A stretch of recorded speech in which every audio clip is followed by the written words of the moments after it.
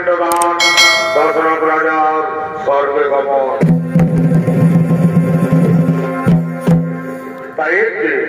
তাই রঙ্গমণি এবং তার স্ত্রী জ্ঞানবতী জল বিবাদে ক্লান্ত হয়ে তারা ছুটে চলে আসছে।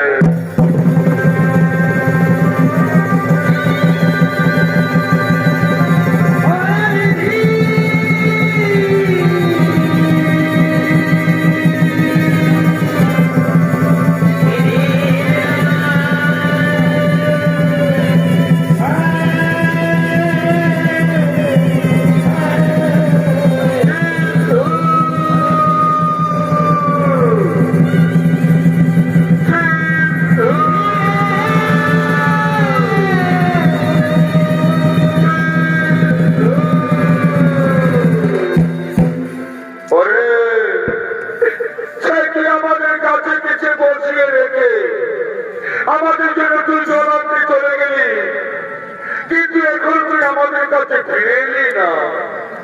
আপনাদের সইতে পারি না রে, আমাদের জল বিবাসের মুখ ফিরে যায়। ওই সিন্ধু যেরকম তুই আমাদের কাছে ফিরে আসছিস না সিন্ধু।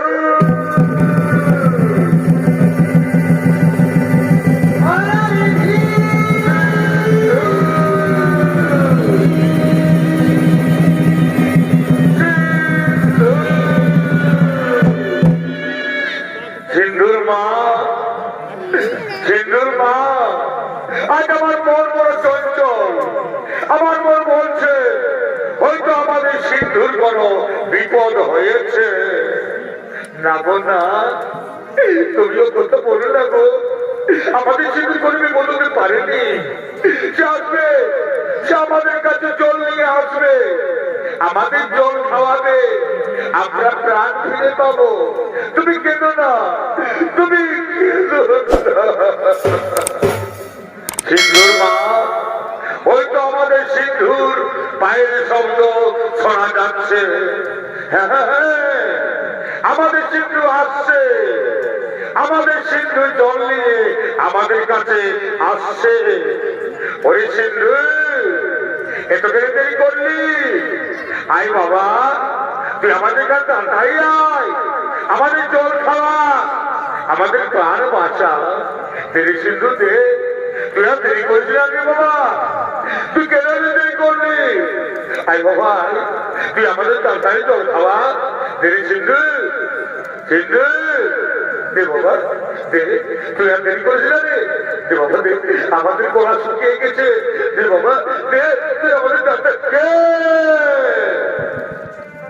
আপনি আমাদের সিন্ধু তো এমন ভাবে আমাদের জল খাওয়ায়নি, তবে কি আপনি পরিচয় দেন, তা না হলে অভিশাপ দেব। মুনিবর, আমি অযোধ্যার মহারাজ দশরথ। অযোধ্যার মহারাজ দশরথ, আপনি এসেছেন? হে রাজন, আমাদের সিন্ধুর সাথে আপনার কি দেখা হয়েছে?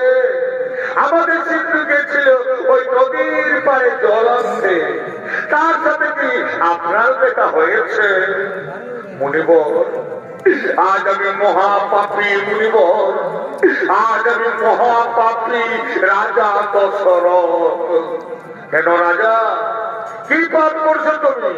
আমাদের কাছে বলো, কি পাপ করেছো তুমি? মুনিবর, আপনাদের সিন্ধু ওই নদীতে জল তুলতেছিল, আমিও মৃগীর অপেক্ষা করে বসেছিলাম। আমি মনে মনে ভাবলাম হয়তো হরিণীর জল পান করছে। আমি আর কাল বিলম্ব না করে আমি আমার শব্দভেদী পান নিক্ষেপ করি, আর সেই মানে আপনাদের সিন্ধুকে আমি হত্যা করেছি। বলিব আমি হত্যা করেছি।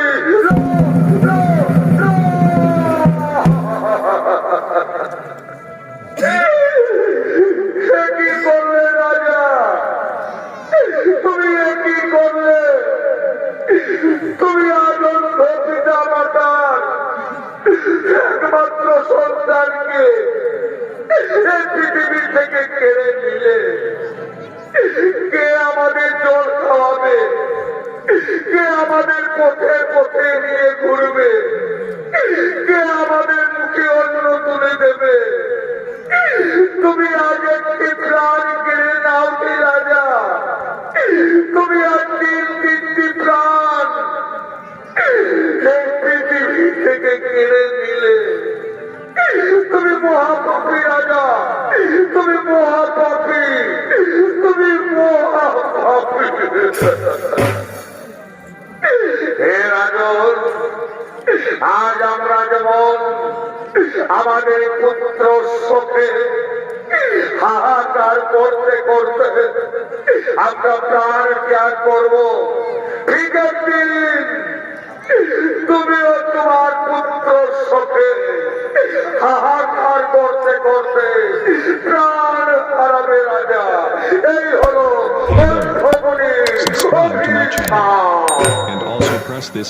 এই মুনিবর, আপনার অভিশাপকে আশীর্বাদ মনে করে আমি মাথা পেতে নিলাম। কিন্তু এই মুনিবর, আমার যে কোন পুত্র সন্তান নেই, আমি তো অপুত্র, আমি যে আটপুরা রাজা মুনিবর, আমি যে আটপুরা রাজা দশরথ। কি বললে, কি বললে তুমি? তোমার পুত্র সন্তান নেই? না না, তা হতে পারে না। অন্ধমুনির অভিশাপ কোনদিন বৃথা যাবে না। অচিরে তোমার গৃহে 4টি সন্তান হবে, আর সেই সন্তানের সাথে তুমি একটি প্রাণ হারাবে রাজা। এই হলো অন্ধমুনির অভিশাপ। হে রাজন, কোথায় তুমি আমাদের সিন্ধুকে তীরে বিদ্ধ করেছ? তুমি আমাদের সিন্ধুর কাছে একবার নিয়ে চলো রাজা, তুমি আমাদের সিন্ধুর কাছে একবার নিয়ে চলো।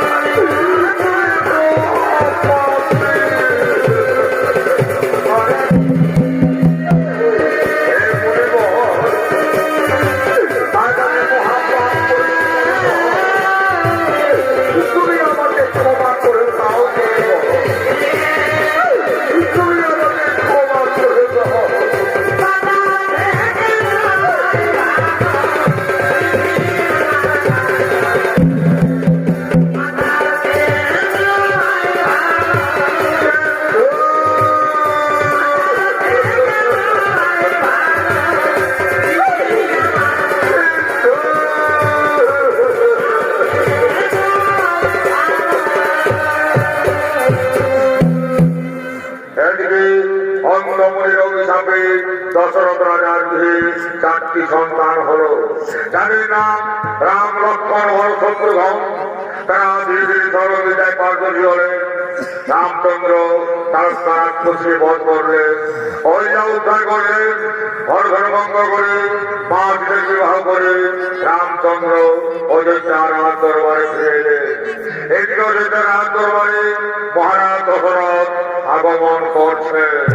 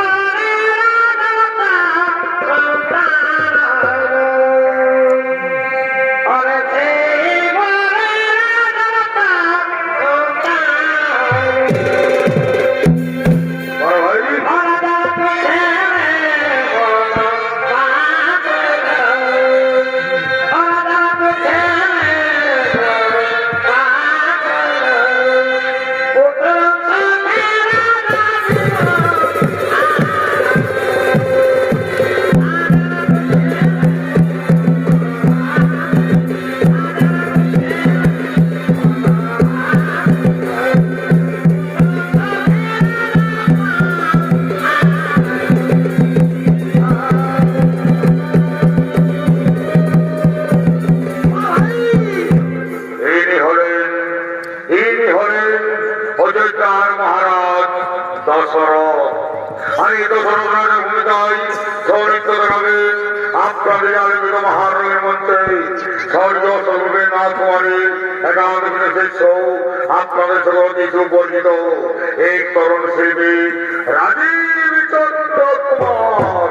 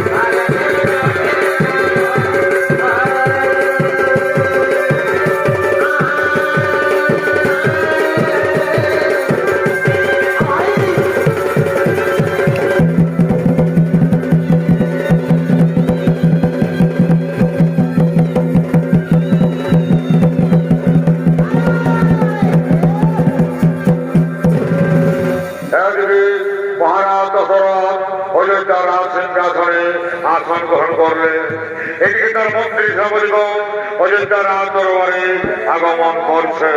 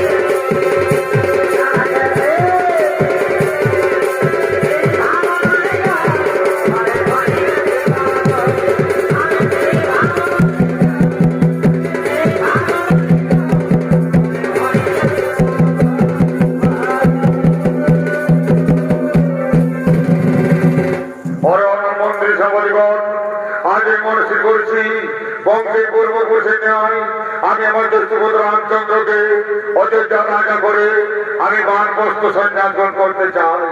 তোমার কি মতামত? আমার কিন্তু তোমরা প্রকাশ করো ভাই। মহারাজ, এই তো উত্তম বসা মহারাজ আমরা ধরে চাই অযোধ্যাবাসী ধরে চান এরপর আপনি অযোধ্যায় রাজা গুরু রামচন্দ্রকে তাতে আমরা সকলে আনন্দিত আছি মহারাজ।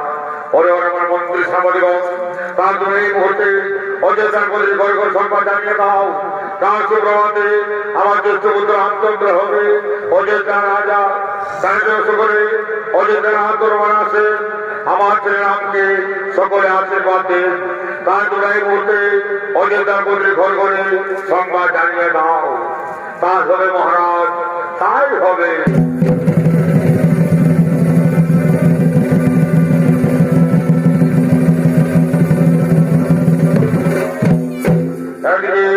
অযোধ্যার মধ্যে ঘর ঘর সংবাদ জানাতে বাদ্যকার আগমন করছে।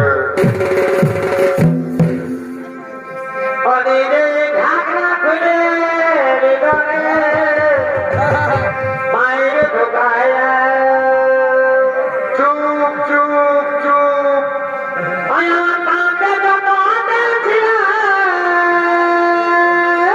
রাম রাম রাম রাম রাম রাম রাম রাম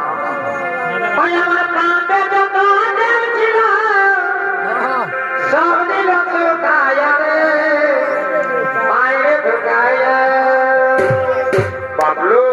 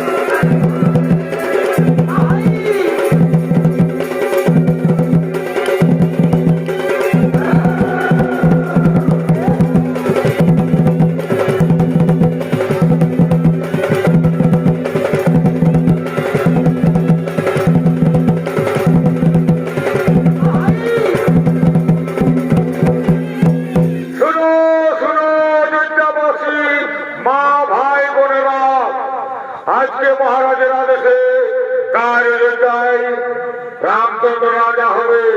তার মহারাজের আদেশে তোমরা কালকে সবাই অযোধ্যা রাম দরবারে পৌঁছবে।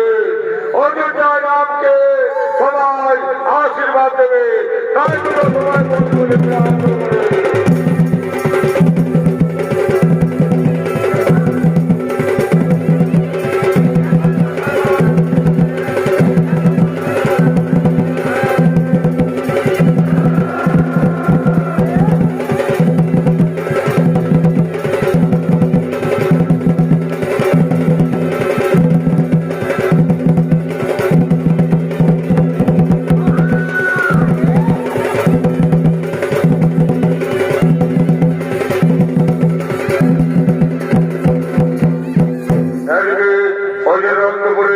মহারানী কইকেয়ী এবং তার দাসীগণ আগমন করছে।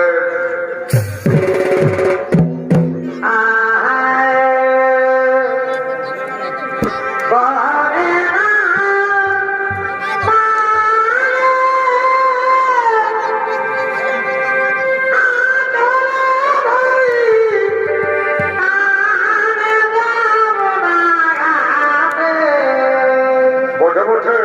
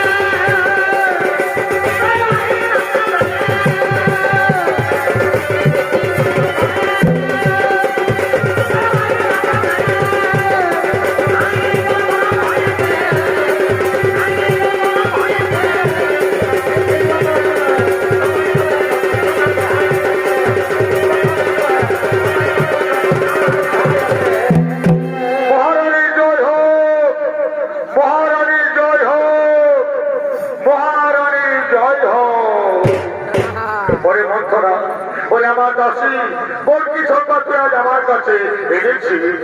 মহারানী, কাল রাজা হবে রামচন্দ্র, এই সংবাদ আমি তোমার কাছে এনেছি। ওরে মন্থরা, এ তো জানবে সংবাদ তুই আজ আমার কাছে এনেছিস, ওদের যা রাজা হবে রামচন্দ্র, এর থেকে আর আমার কাছে কি আনন্দের সংবাদ হতে পারে? মন্থরা, এই যে আমার বড় প্রহার, তোকে আমি পুরস্কৃত করলাম। শ্রী মহারানী, রাম রাজা হবে আর তোমার এত আনন্দ কিসে? না রে মন্থরা, কেউ কথা আমার বলিস না। রাম আমার জ্যেষ্ঠ পুত্র, সে আমাকে সর্বকর মা মা বলে ডাকে, তাই রাম রাজা হলে আমার কোন দুঃখ নেই রে মন্থরা।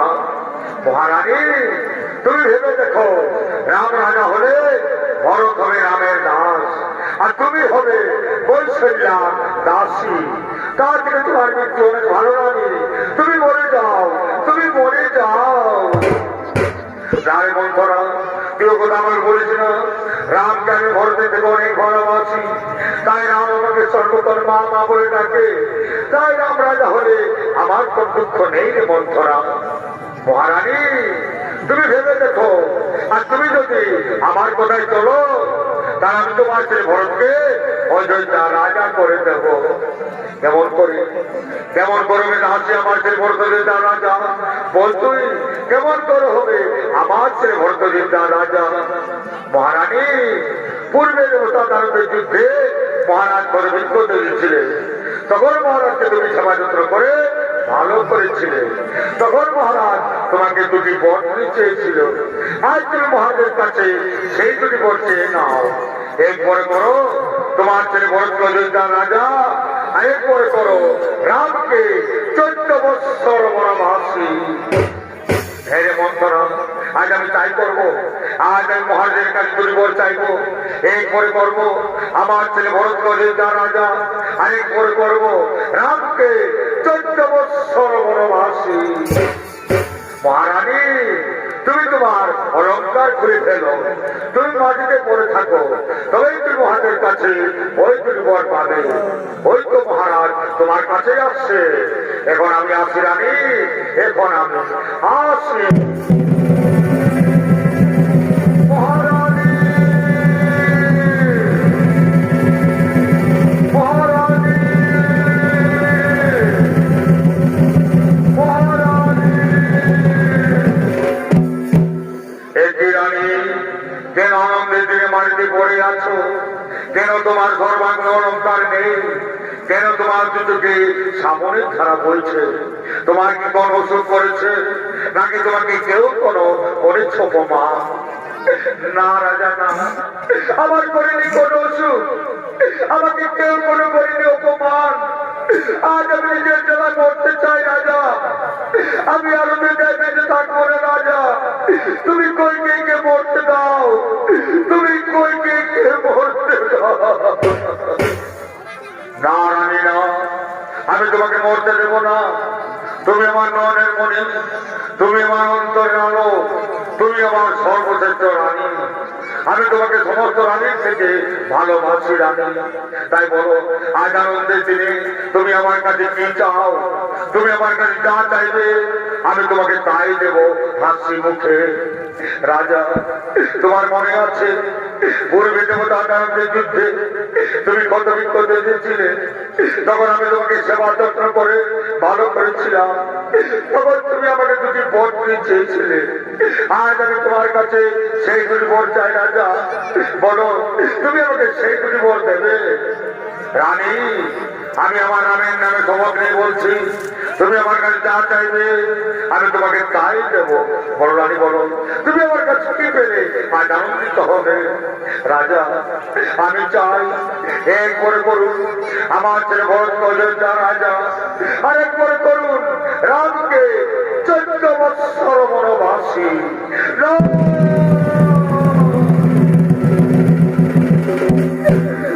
না রানী, না, তুমি এই বর আমার কাছে চেও না, তুমি অন্য বর আমার কাছে চাও। তুমি অন্য বর আমার কাছে যা চাইবে আমি তোমাকে তাই দেব, কিন্তু তুমি আমার কাছে এই বর চেও না। না রাজা, না, অন্য করে আমার প্রয়োজন নেই রাজা। যদি আপনি আমাকে দেবেন দিব, এক করে করুন আমার ছেলে ভরত অযোধ্যা রাজা, আরেক করে করুন রামকে 14 বৎসর বনবাসী।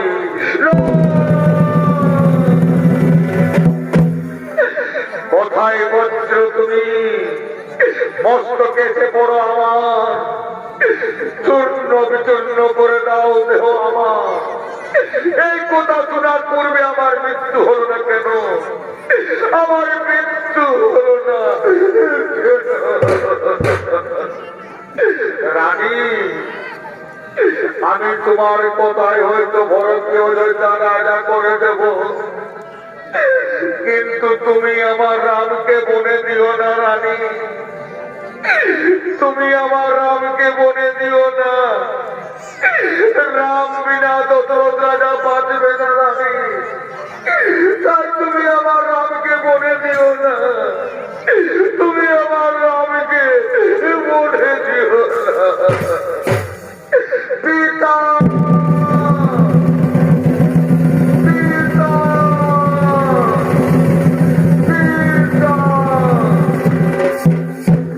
পিতা, কেন সে ধরে মারিতে পড়ে আছে? কি হচ্ছে আপনার? কেন আপনি আমার সাথে কথা বলছেন না? মা, মাগো, তুমি তো সকলেই জানো মা, কি হচ্ছে আমার পিতা? কেন উনি আমার সাথে কথা বলছেন না? ওরে রাম, তোর পিতা আজ আমার কাছে অঙ্গীকার বলতো, আজ আমরা যদি বলছি এই করে করতে হবে আমার সে ভদ্র অযোধ্যা রাজা, আর এক করে হবে তুমি 14 বৎসর বনবাসী। মা, এই কথা মা, এই জন্য আমার পিতা পড়ে আছেন মাটিতে। না পিতা না, উঠুন আপনি, সিংহাসন গ্রহণ করুন, ভরতকে কোন অযোধ্যা রাজা, রাম হবে 14 বৎসর বনবাসী। এই পিতা, আজ আমার কি পরম সৌভাগ্য যে আমি আমার পিতা মাতার ইজ্জত করতে আজ আমি চলে যাবো 14 বৎসর বনবাসে। বিদায় পিতা, বিদায় মাতা, বিদায় অযোধ্যাবাসী, তোমরা আমাকে বিদায় দাও। রাম, রাম, তুই আমাকে ছেড়ে যাচ্ছে, রাম, তুই আমাকে ছেড়ে বিদায় পিতা, বিদায় অযোধ্যাবাসী।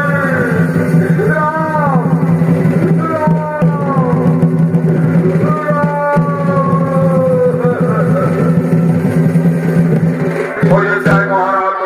মৃত্যু হলো। এদিকে রাম লক্ষ্মণ সীতা চিত্তগড় পর্বতে আগমন করছে।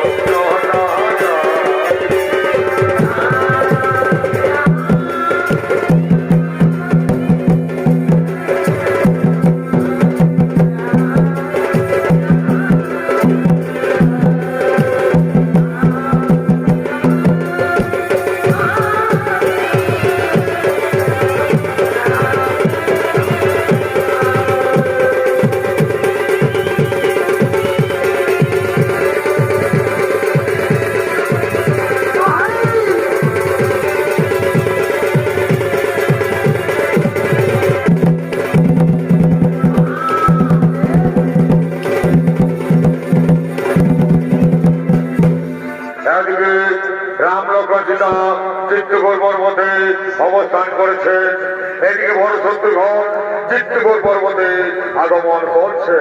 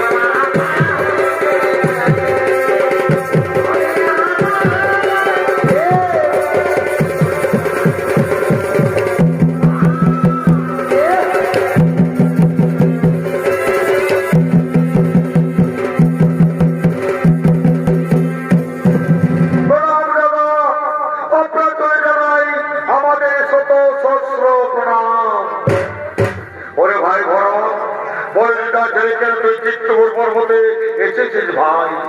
দাদা আপনি নেই অযোধ্যায়, অযোধ্যায় শূন্যকার হয়ে গেছে দাদা।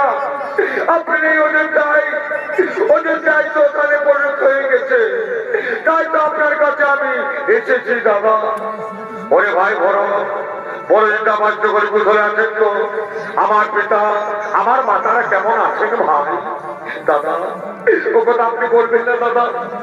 আপনি চলে এলেন বনবাসে, আর আপনার চোখে আমাদের পিতা হারাম হারাম করতে করতে তিনি চলে গেলেন স্বর্গবাসে।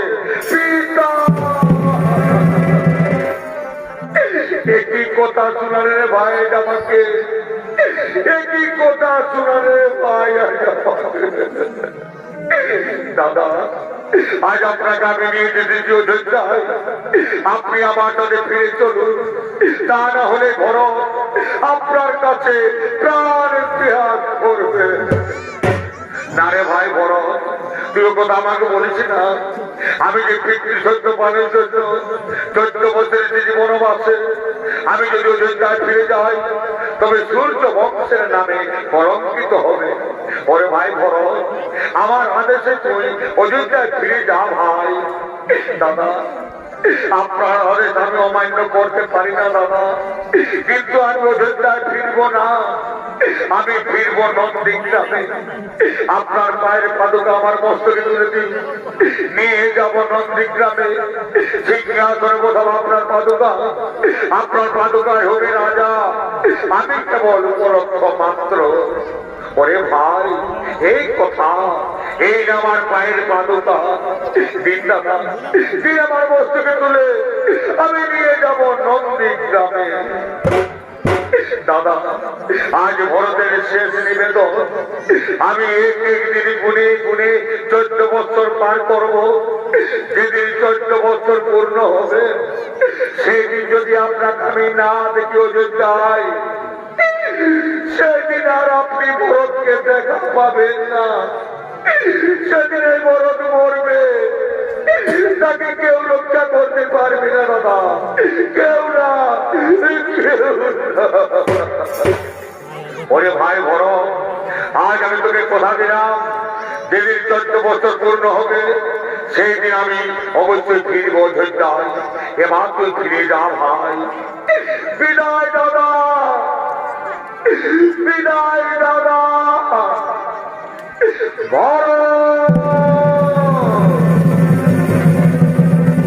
বিদায় দাদা, বড়। ওরে ভাই লক্ষণ, ভরত চলে গেল, তার কাছে আমরা জানতে পারলাম আমাদের পিতা চলে গেছেন স্বর্গবাসে। তাই তো পুত্রের কর্তব্য হলো পিতাকে পিণ্ড দান করা। ওরে ভাই, আজ আমরা ভিখারি, আজ আমরা অরণ্যের মাঝারে মুনি পত্রীদের কাছে গিয়ে দুহাত তুলে ভিক্ষে করব, তারপর আমরা আমাদের পিতাকে পিণ্ড দান করব। সীতা, তুমি ফাল্গুন নদীতে বসে অপেক্ষা করো, আমরা একবার ভিক্ষে করে তোমার কাছে ফিরে আসবো। হে প্রভু, আপনি চলে যান ভিক্ষাতে প্রভু, আমি আপনার অপেক্ষায় বসে থাকবো প্রভু, আমি আপনার অপেক্ষায় বসে থাকবো প্রভু। আমি বড়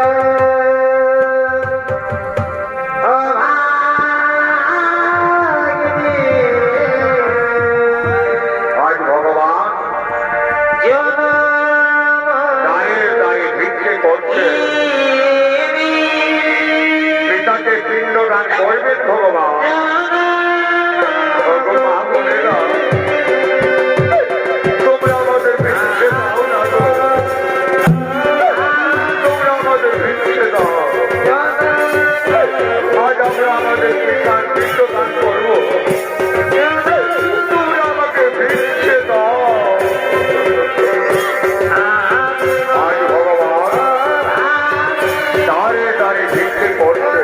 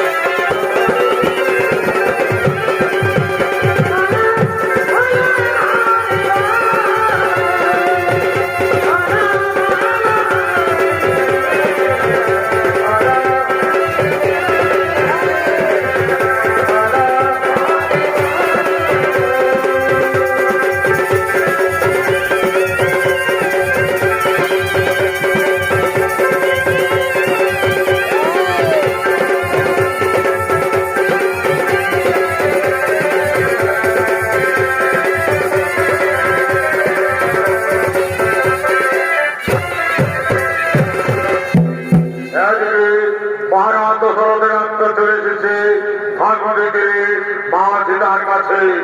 এসে নিয়ে মহারাজ মা সীতাকে বলছে, মা সীতা, মাগো আমি তোমার কাছে এসেছি মা। আপনার জন্য আমার শতকরি প্রাণ পিতা, আপনার জন্য আমার শতকরি প্রাণ গ্রহণ করুন পিতা। তথাস্তু মা সীতা, হে মা সীতা, আমার ছেলে আমাকে পিণ্ডদান দেয়নি মা, তাই তো আমি স্বর্গে যেতে পারি না মা। আমার জন্য স্বর্গে তার চিরতরে বন্ধ হয়ে আছে। হে পিতা, আপনার ছেলেকে যে ভিক্ষে করতে ওনারা ফিরে এলেই আপনাকে পিণ্ডদান করবেন পিতা। ততক্ষণ আপনি আমার কাছে বসে অপেক্ষা করুন পিতা। না মা সীতা, না, আমার কাছে বসে থাকার অপেক্ষার সময় নেই মা। আমাকে যদি তাড়াতাড়ি পিণ্ডদান করে না হয় তবে আমি কোনোদিন স্বর্গে যেতে পারবো না মা। তাই হে মা সীতা, তুমি আমাকে পিণ্ডদান করো মা। হে পিতা, আজ আমার কাছে কিচ্ছু নেই পিতা। আজ আপনার পুত্র বধূ ভিখারিণী পিতা, আজ আপনার পুত্র বধূ ভিখারিণী। আমি আপনাকে কিসের পিণ্ডদান করবো পিতা? হে মা সীতা, তুমি আমাকে ভাগবতীতে বাড়ির পিণ্ড দান করো মা।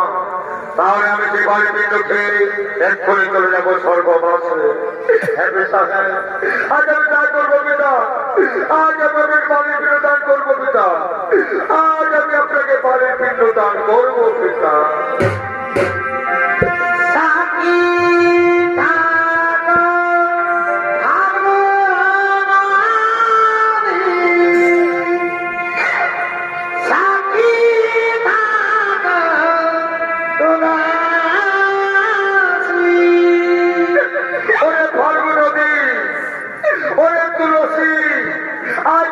সাক্ষী থাকো, তোমাদের সাক্ষী রেখে আজ আমি আমার শ্বশুরকে বাড়ির পিণ্ড দান করছি। আমার প্রভু এলে তোমরা তাকে বলে দিও আমি আমার শ্বশুরকে বাড়ির পিণ্ড দান করেছি। সাক্ষী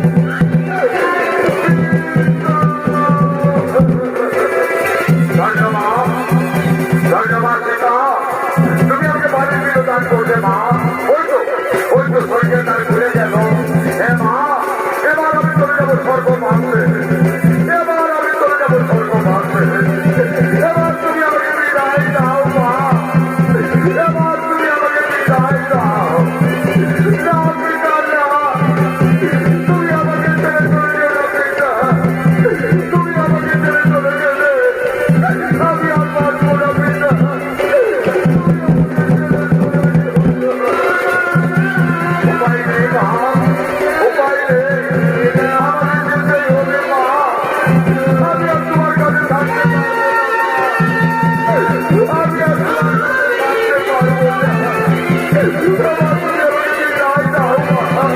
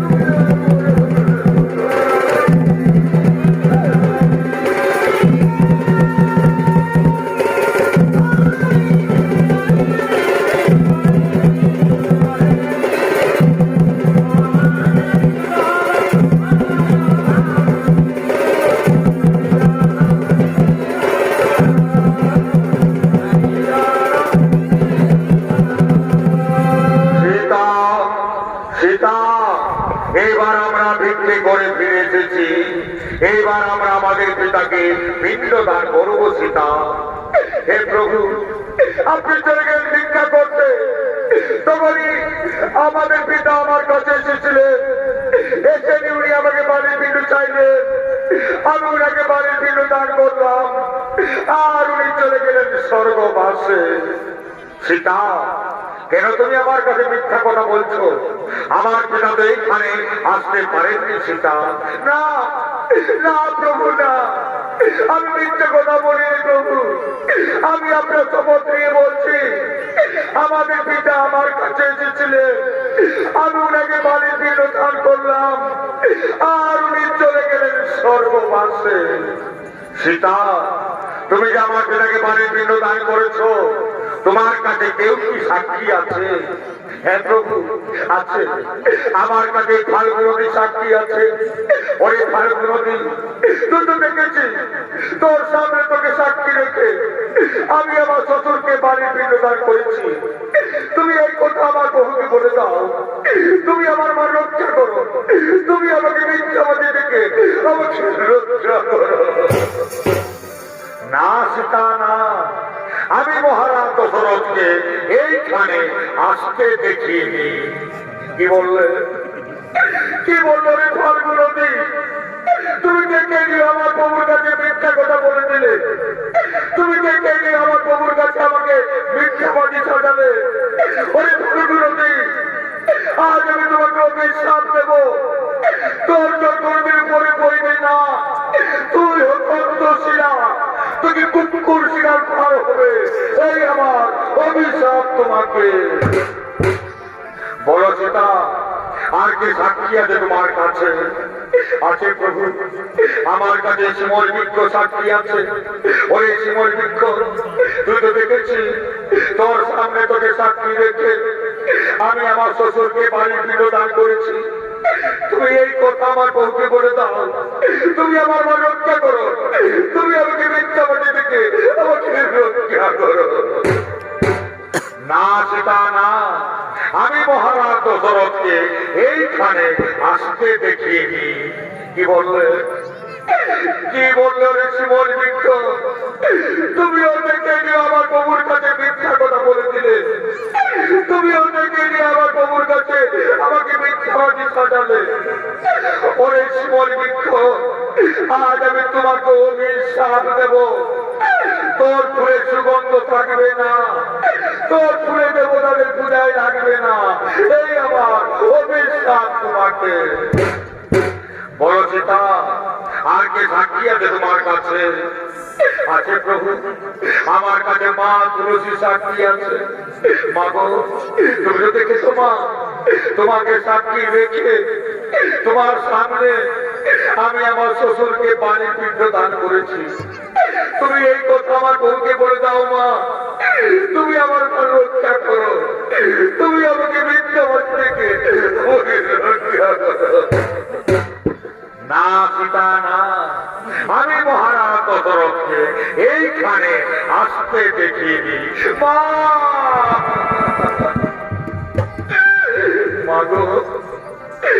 তুমিও মিথ্যা কথা বলে দিলে মা।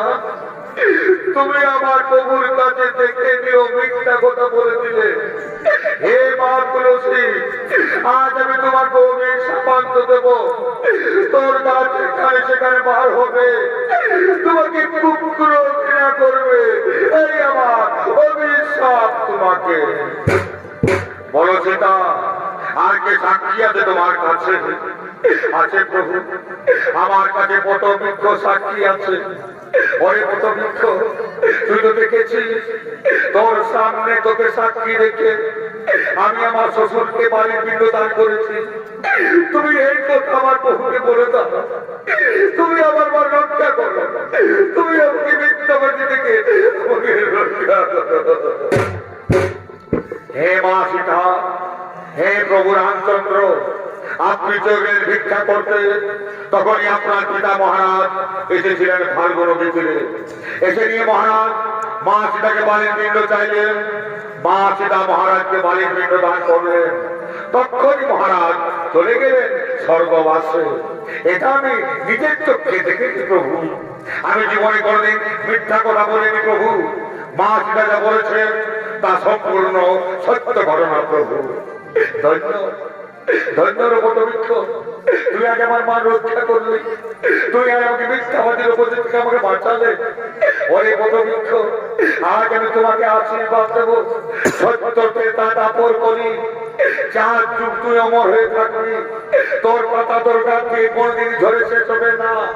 তোর ছায়া থাকবে শান্তি শীতল স্নিগ্ধ। তোর ছায়া নিতে যেজন বসবে সে চির শান্তি থাকবে। এই আমি তোমাকে আশীর্বাদ দান করলাম প্রভু। এবার তো আমি মিথ্যে বলিনি, এবার আমি মিথ্যে বলিনি। ওঠো সীতা, ওঠো তুমি। আমি প্রমাণ পেলাম সত্য তুমি আমার পিতাকে বাড়ির পিণ্ড দান করেছ। তাই নারী হয়ে জগতের মুখে পিণ্ডদানে খাতি যুগে যুগে মানবের মুখে অমর হয়ে থাকবে। এই আমি তোমাকে আশীর্বাদ দান করলাম।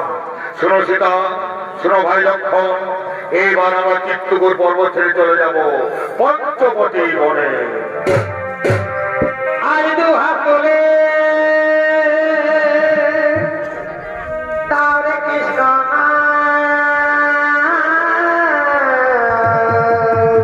রাধে রাধে। পূর্ণ হবে সকল মনস্কার। সীতারাম সীতারাম। আই প্রেমানন্দে